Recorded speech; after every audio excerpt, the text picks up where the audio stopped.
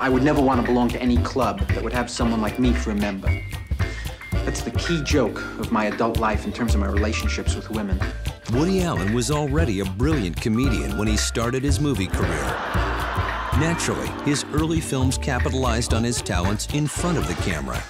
But with each successive film, Allen's directorial skills grew until he became something more, an auteur filmmaker. This turning point began when he licensed the rights to the bestseller, Everything You Always Wanted to Know About Sex, but were afraid to ask. Attention, sperm. Stand by. Well, here we go again. You think we'll get out this time? He used the book's title and chapter structure to create a film made up of 6 sketches. All of them were full of brilliant comedy. But with the Italian sketch, Allen actually took an artistic leap forward. Il corpo come una cattedrale. Ora lavati i matambi. In order to parody the techniques of the great Italian directors he loved, like Bertolucci, Allen actually had to learn the art of dramatic filmmaking, which spurred him to develop his own sense of style.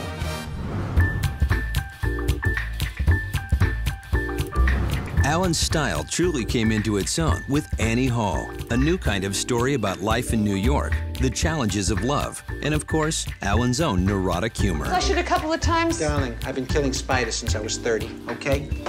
Working closely with legendary cinematographer Gordon Willis, Allen used dramatic lighting, uninterrupted master shots, and unconventional tricks like double exposures and subtitles that reveal what his characters are actually thinking. It's all instinctive, you know? I mean, I just try to feel it, you know? I try to get a sense of it and not think about it so much. All of this turned what might have been a traditional romantic comedy into a thoroughly original, Oscar-winning film that set the tone for his work to come.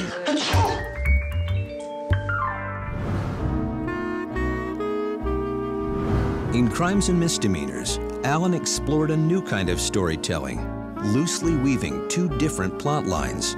One about exercising a guilty conscience. Who said anything about murder? You did.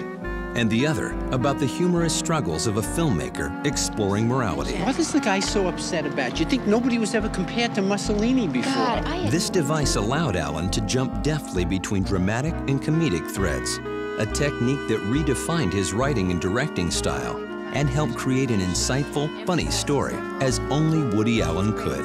It's large and life-affirming. They love a positive statement. See, this is what I need. A little interest in my work, a little encouragement or something. As Allen's films began to look deeper into their subjects, he was sometimes labeled as pretentious, a charge he answered in Crimes and Misdemeanors with a witty dose of self-parody. A poor loser agrees to do the story of a great man's life, and in the process comes to learn deep values.